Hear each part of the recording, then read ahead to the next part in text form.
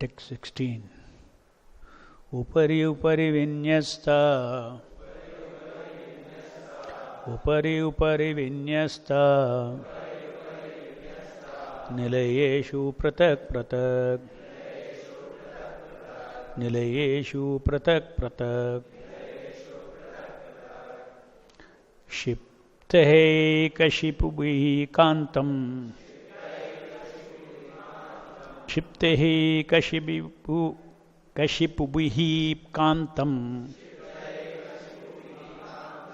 Paryanka vyajanashanehe.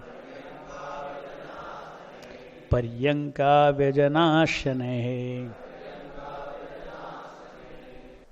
Upari upari, one upon another. Vinyasta, placed. Nilayeshu, in stories. Pratak pratak, separately. Shiptehe, arranged. Kashipubihi, with beds. Kantam, charming. Pariyanka, couches. Vyajana, fans. Asane, with seats. Translation purport by Srila Prabhupada ki jai.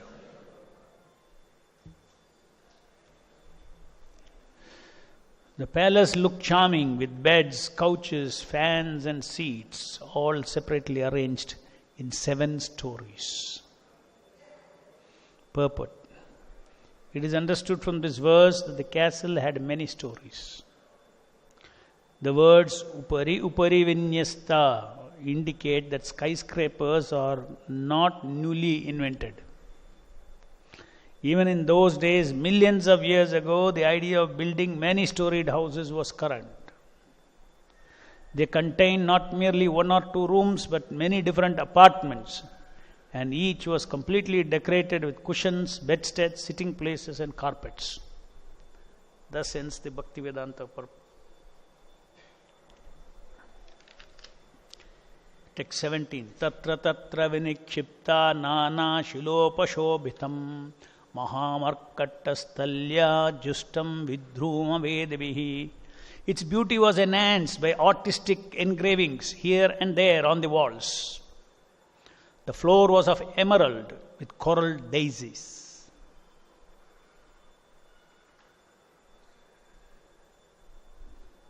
With coral dioceses. Purport. At the present moment, people are very proud of their architectural art. Yet floors are generally decorated with colored cement. It appears, however, that the castle constructed by the yogic powers of Kardama Muni had floors of emerald with coral dioceses. Dioceses means platforms, raised platforms. Text 18. Dvashu vidhruma dehalya bhatam vajra kapatavat shikareshva indraya nileshu hema kumbhairadishritam. The palace was very beautiful with its coral thresholds at the entrances and its doors bedecked with diamonds. Gold pinnacles crowned its dome of sapphire. Text 19. Chakshushmat padma ragagre vajrabitteshu nirmitehe justam vichitra vaitaner manarher hematoranehe. With the choicest rubies set in its diamond walls, it appeared as though possessed of eyes. It was furnished with wonderful canopies and greatly valuable gates of gold. Purport. Artistic jewelry and decorations giving the appearance of the eyes are not imaginary. Even in recent times, the Mughal emperors constructed their palaces with decorations of jeweled birds with eyes made of valuable stones. The stones have been taken away by the authorities, but the decorations are still present in some of the castles constructed by the Mughal emperors in New Delhi. The royal palaces were built with jewels and rare stones resembling eyes, and thus at night they would give off reflective light without need of lamps. Text 20.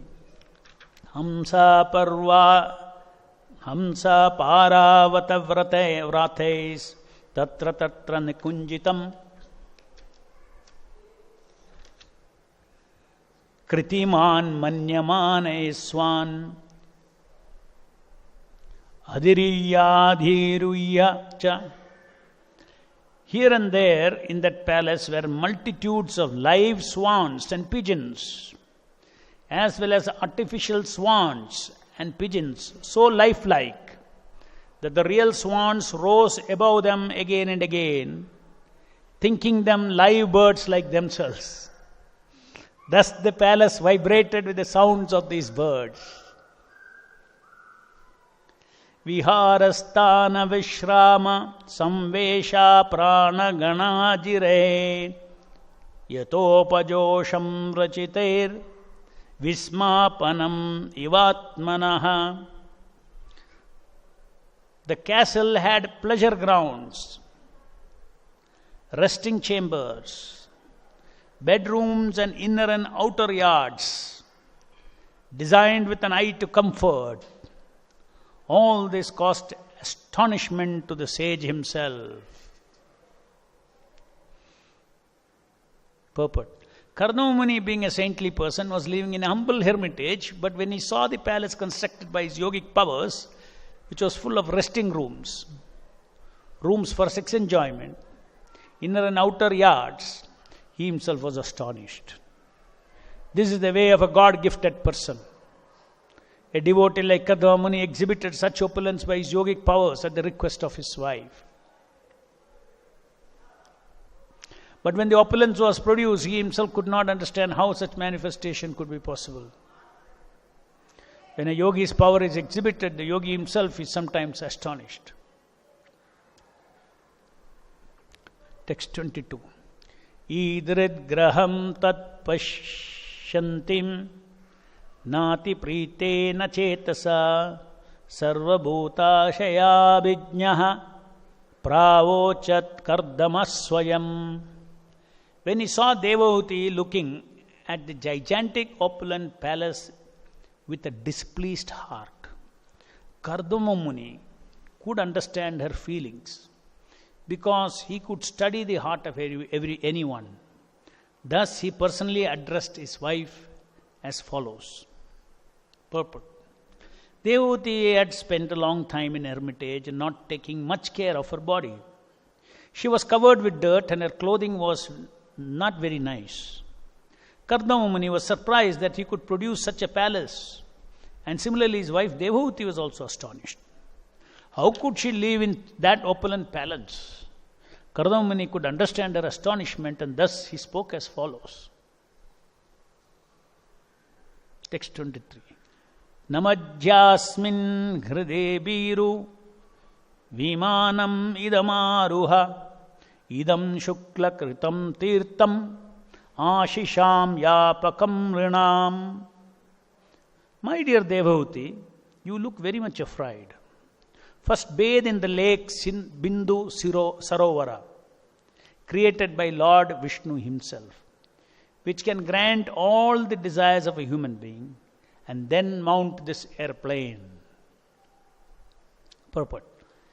It is still the system to go to places of pilgrimage and take a bath in the water there. In Vrindavana, the people take baths in river Yamuna. In other places, such as Prayaga, they take baths in river Ganges.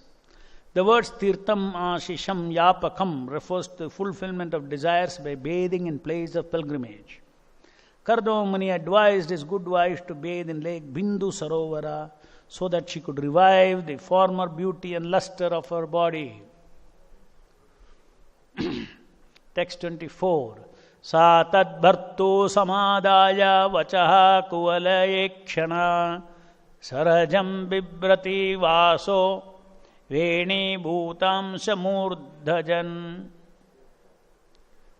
The lotus-eyed devotee accepted the order of her husband. Because of her dirty dress and the locks of matted hair on her head, she did not look very attractive. Purport. It appears that devotee's hair had remained uncombed for many years and had become complicated in tangles. In other words, she neglected her bodily dress and comforts to engage in the service of her husband. Text 25. Angam cha malapankena sanchannam shabalastanam avivesha saraswatyah saraha shivajalashayam.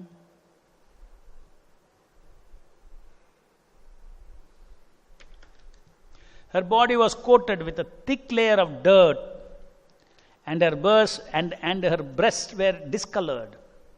She dove, however, into the lake, which contained the sacred waters of Saraswati. 26.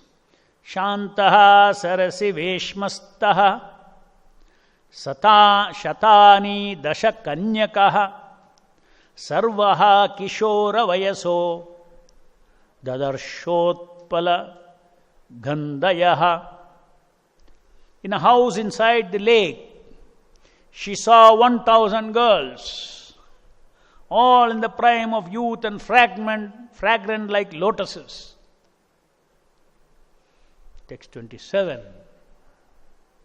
Tam drishtva sotaya prachuhu pranajalahe striyaha vayam karma karistubhyam sadhina karavamakim. Seeing her, the damsel suddenly rose and said with folded hands, "We are your maidservants, tell us what we can do for you." Purport. While Devahuti was thinking of what to do in that great palace in her dirty clothes, there were at once by the yogic powers of Kardama Muni 1,000 maidservants prepared to serve her. They appeared before Devahuti within the water and presented themselves as her maidservants, simply awaiting her orders. Text 28. Snanena tam maharhena snapayitva manasvinim dukule nirmale nutne dadur asyai chamanadaha. The girls, being very respectful to Devahuti, brought her forth, and after bathing her with valuable oils and ointments, they gave her fine, new, spotless cloth to cover her body. Text 29. Bhushanani paradhyani variyamsi dyumanticha annam sarva gunopetam panam chaivamritasavam. They then decorated her with very excellent and valuable jewels which shone brightly. Next they offered her food containing all good qualities and a sweet, inebriating drink called asavam. Purport. Asavam is an Ayurvedic Vedic medical preparation. It is not a liquor. It is especially made from drugs and is meant to improve metabolism for the healthy condition of the body.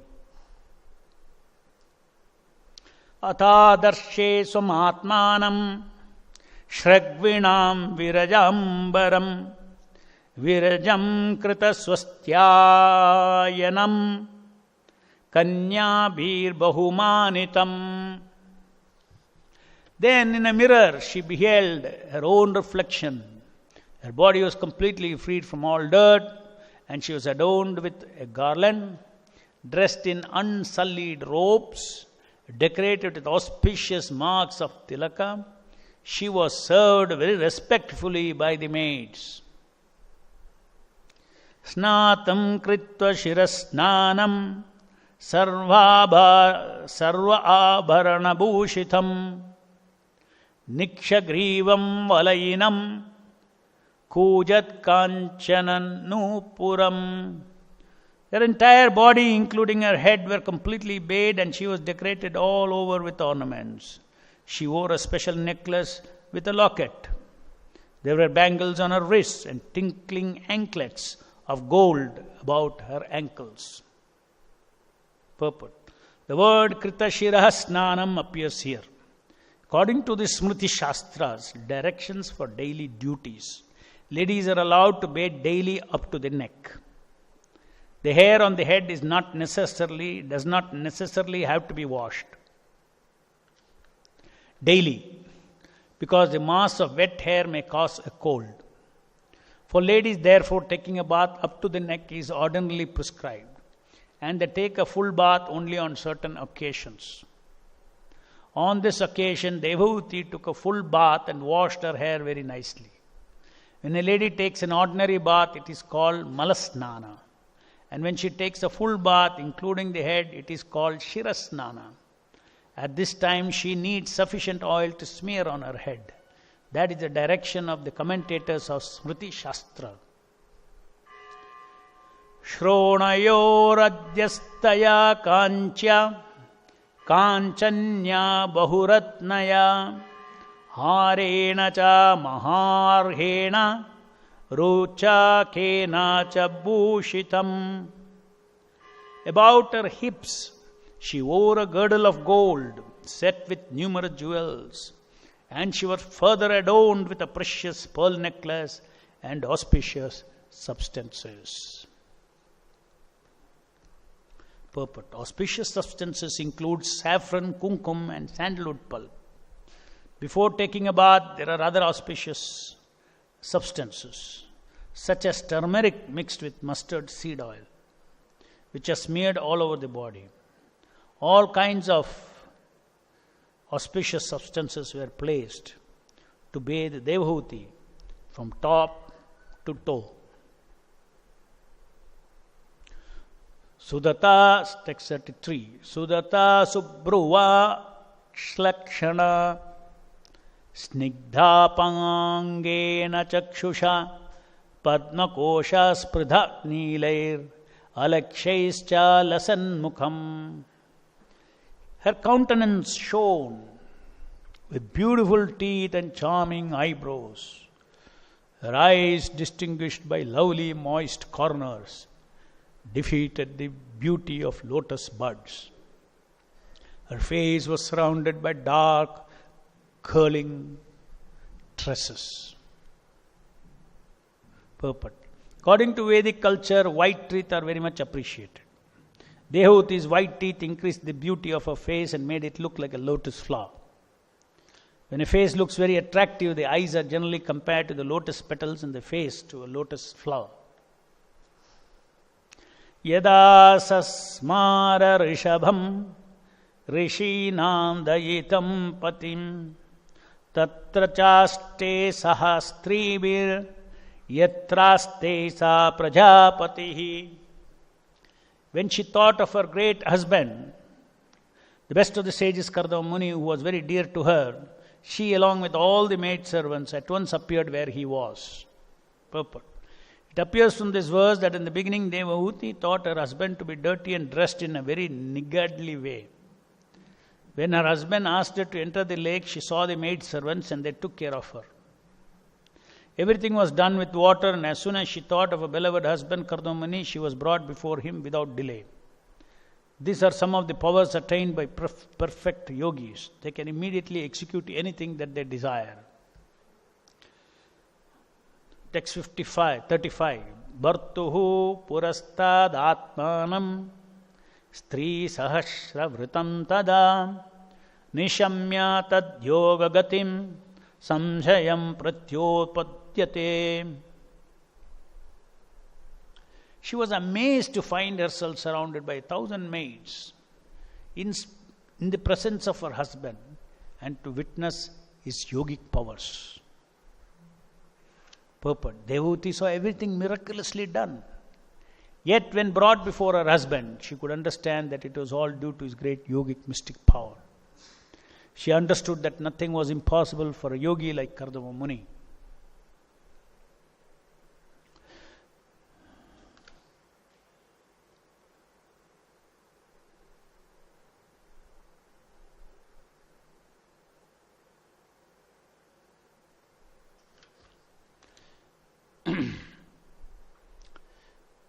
Satam krita malasnanam vibrajantim apurvavat atmano bibratim rupam samvita ruchirastanim vidyadari sahasrena sevyamanam suvasasam jata bhavo vimanam tat arohyadam mitrahan. The sage could see that Devahuti had washed herself clean and was shining forth as though no longer his former wife. She had regained her own original beauty as the daughter of a prince.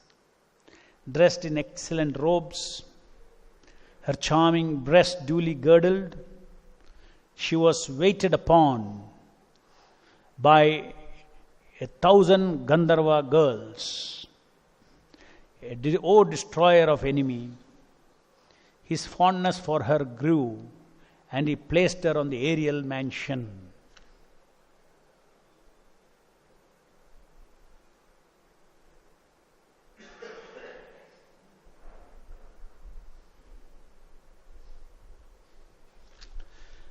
But before her marriage, when Devahuti was brought by her parents before sage Kardama, she was the perfectly beautiful princess, and Kardama Muni remembered her former beauty. But after her marriage, when she was engaged in the service of Kardama Muni, she neglected to care for her body like a princess, since there was no means for such care. Her husband was living in a cottage, and since she was always engaged in serving him, her royal beauty disappeared, and she became just like an ordinary maid servant. Now, after being bathed by the Gandharva girls by the order of Kardama Muni's yogic power, she regained her beauty. And Kardama felt attracted to the beauty she had shown before marriage. The real beauty of the young woman is her breast. When Kardama Muni saw the breasts of his wife so nicely decorated, increasing her beauty many times, he was attracted, even though he was a great sage. Sripada Shankaracharya has therefore warned the transcendentalist that one who is after transcendental realization should not be attracted by the raised breasts of a woman, because they are nothing but an interaction of fat and blood within the body. So, we see the display of mystic power of a yogi like Kardama Muni, who could manifest an aerial mansion, a 7-storied skyscraper.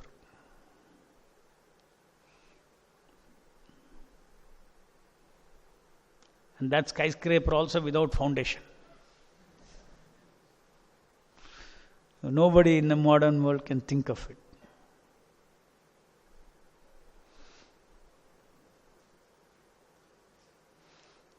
So, Prabhupada explains that these things are all whatever tendencies we see in a human being is very much present.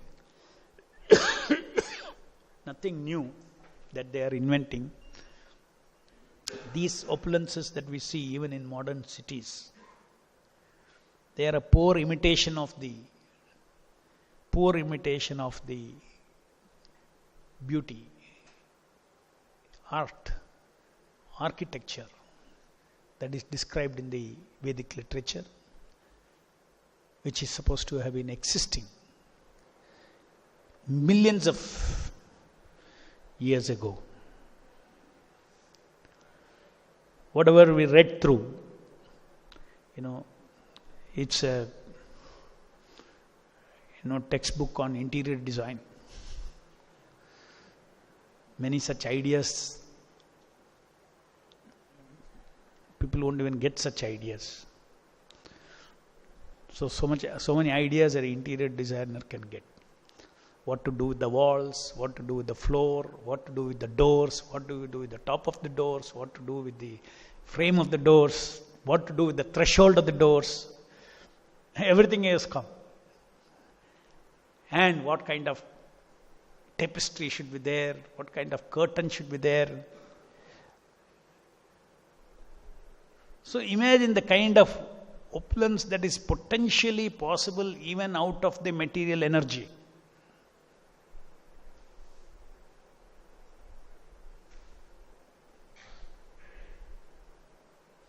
So we need not get bewildered by the modern interiors. They're all just mild reflections of what is potentially possible. No doubt, because of his mystic powers, he created the best. And Devahuti was, by his wish, he sent her 1,000 maids to serve her, bathe her, dress her, feed her, so that she comes back to her normal. She was completely emaciated. So gave her the right kind of drugs so that she could come back to her normal beauty.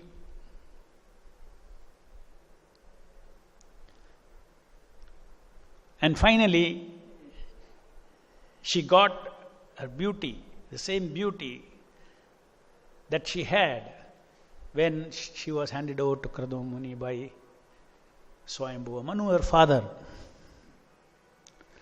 So, the thing we need to understand from all these things is that the attraction between man and woman,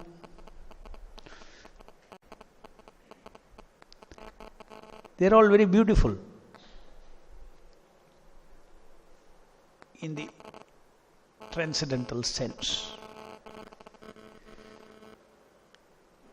The very same elements are used by Maya in this material world to trap the living entities by connecting it to perverted lust. Maya Devi uses it. Now, of course, Krishna says, Kamosmi Dharma Viruddha. If it is not against Dharma, this Kama, specifically sex, is meant for procreation. And that has to, sex is a psychological, largely psychological act.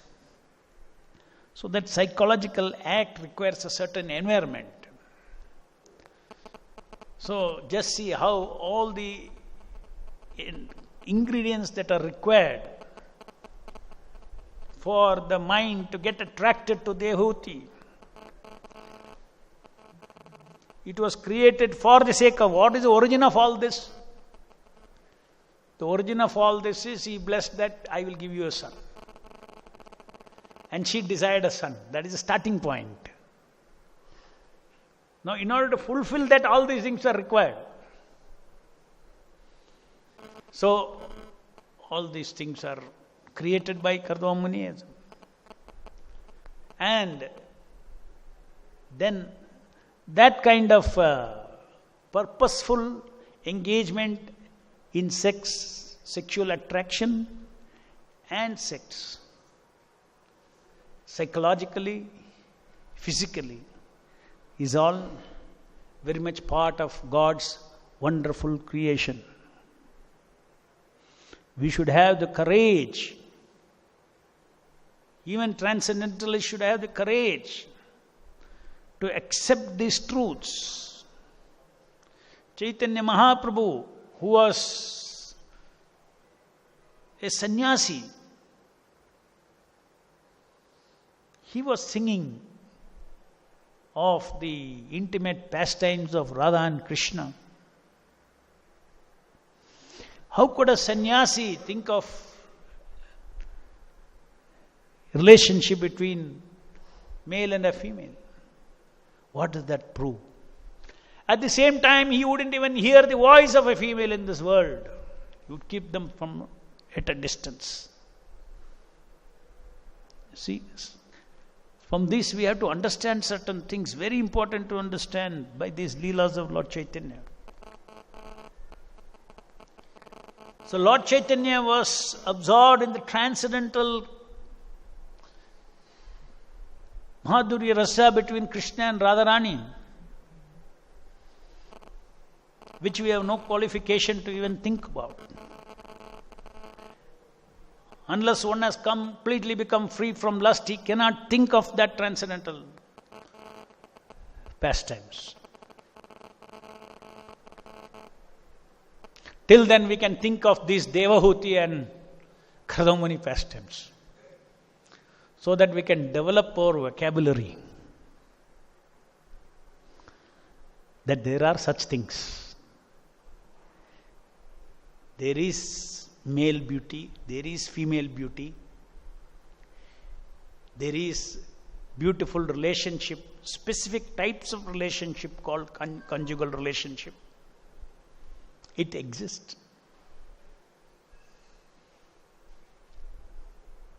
All this requires development of the soul. Soul has to develop. We have been discussing all along, what is it that the soul has to develop to deal with transcendental variegatedness?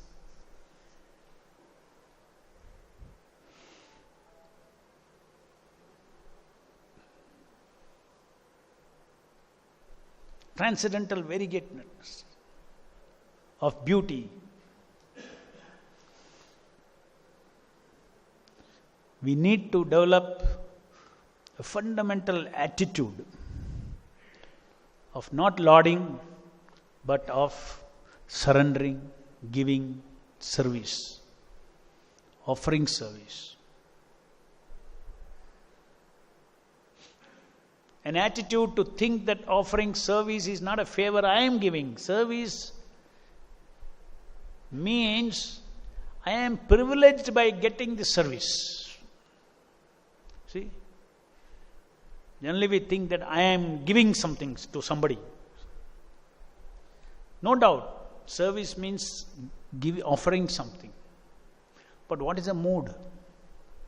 I am privileged to, I got the privilege to serve. Devotees never think that, oh, I did so much service to Krishna. Why Krishna is not grateful to me?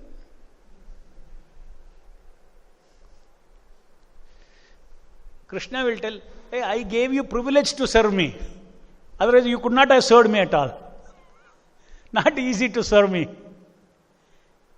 If I have to accept your service, I gave you privilege. Now you become proud. You are thinking you are giving me something.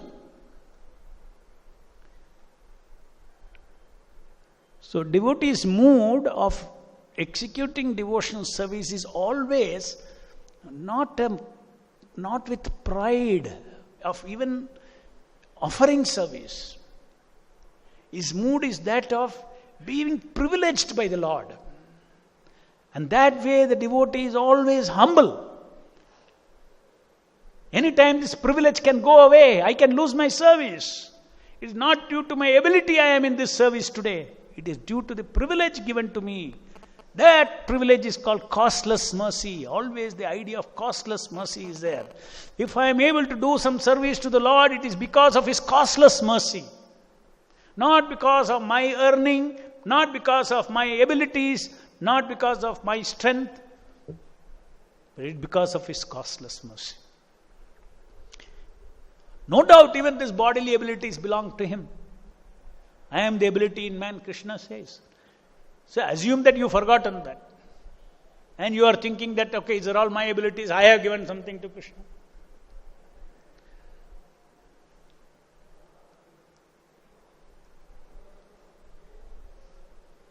When nothing belongs to us.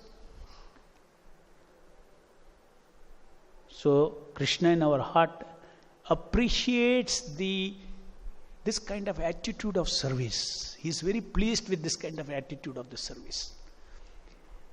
Because, you see, you go to a rich man and, tell him, I'm doing a favor to you. He may say, okay, I'll give you some service, so that you make your living. That fellow is thinking that, without me, my boss cannot exist.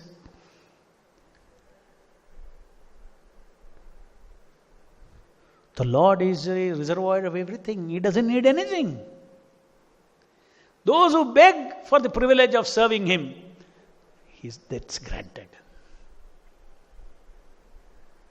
That is why we see many times devotees render so much services in the eyes, in the material eyes. You will see, he did so much, suddenly why this happened to him?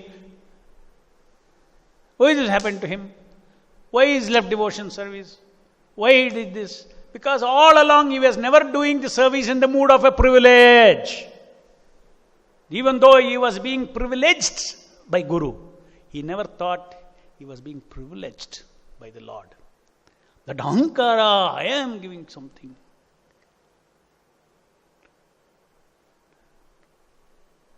A very fine difference. It's very extremely important to have this attitude if we have to attract the attention of the Lord in the heart. Our attitude of offering service, and then no pride will come. And because it is a fact, it's a truth, that it's a privilege. Even in the material world, you say, suppose somebody is a software engineer. There are so many different software companies. Suppose the topmost software company, he gets a job. What will he think? I am privileged to serve here more than there. Is it not? It's a privilege because the biggest, it's a big giant. It doesn't need me and all. I'm very happy I got a job in Infosys. Of course, now Infosys is not the top one. In the IT. So like that, if you are talking about serving God, cause of all causes, sarva karana karanam. Can we have a pinch of idea that I am giving something to Krishna? No. He gave me the privilege to serve me. So when you understand that He gave me the privilege, when you understand that Guru has given me the privilege, when we understand that, then we feel gratitude and love. It's a genuine awakening of gratitude and love to Prabhupada and Krishna. Please don't dismiss me from my service. I am doing service I am being favored. I am being favored. Don't take me away from, don't make me lose this job. I don't want to lose this job. Doesn't matter this job or that job, but I have to be under your job. What is that? I have to be under devotional service. You have blessed me with devotional service. I want to be situated like this. Who can get a job like this? Their whole day can serve the Supreme Personality of Godhead.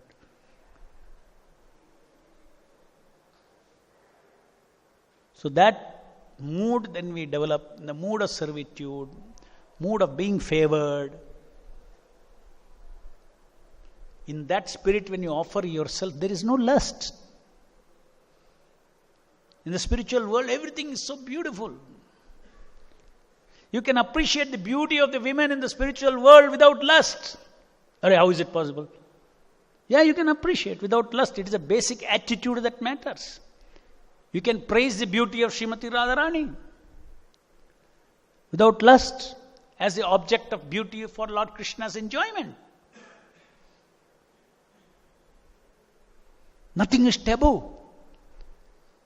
Our eyes, our senses are all fully spiritual and enlivened. Visually, everything is so beautiful in the spiritual world. When the description of the aerial mansion itself, you can see how it is in the material world.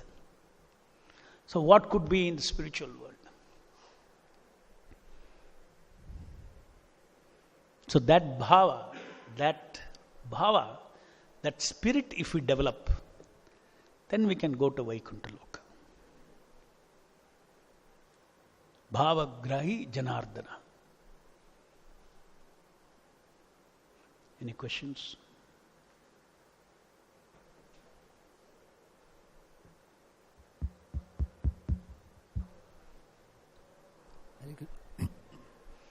Hare Krishna, Prabhu.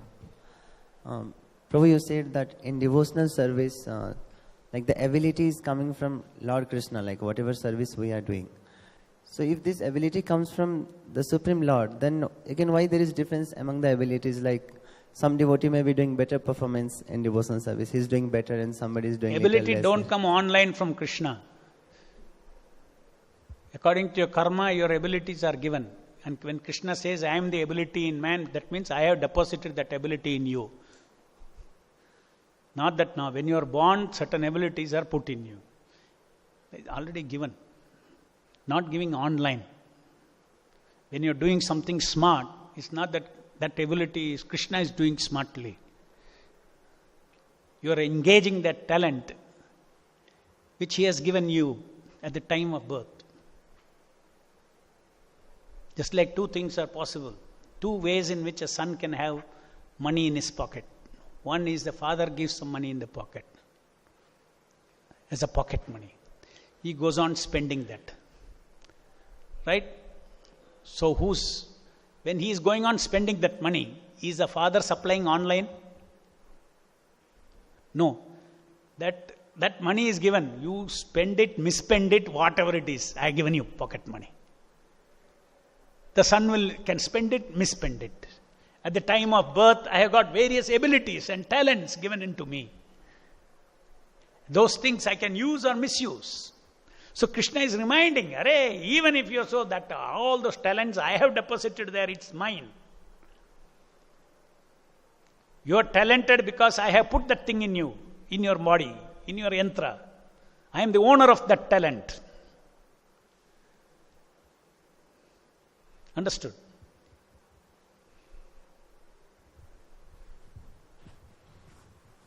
Just like a thief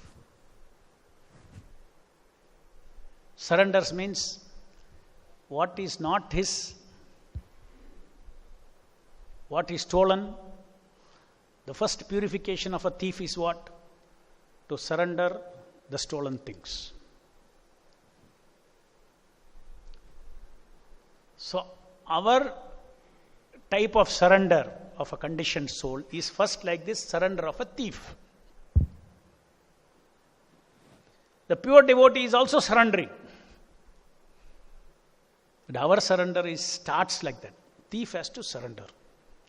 Then become a normal citizen. I will not thieve anymore. Now I will always remember that it is all yours.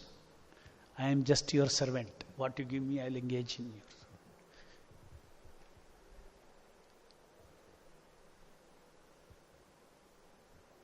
So we use our mind, surrender. We don't surrender. We have stolen this thinking capacity and using it for so many things.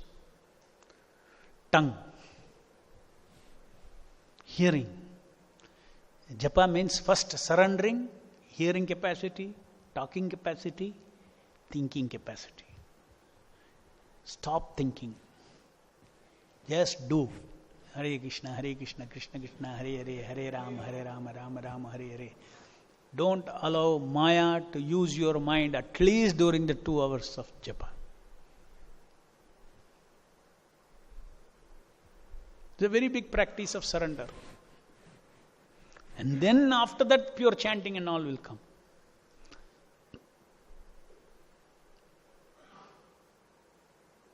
ग्रंथराज Shrimad Bhagavatam की जय, जगत गुरु शिल प्रभुपाद की जय.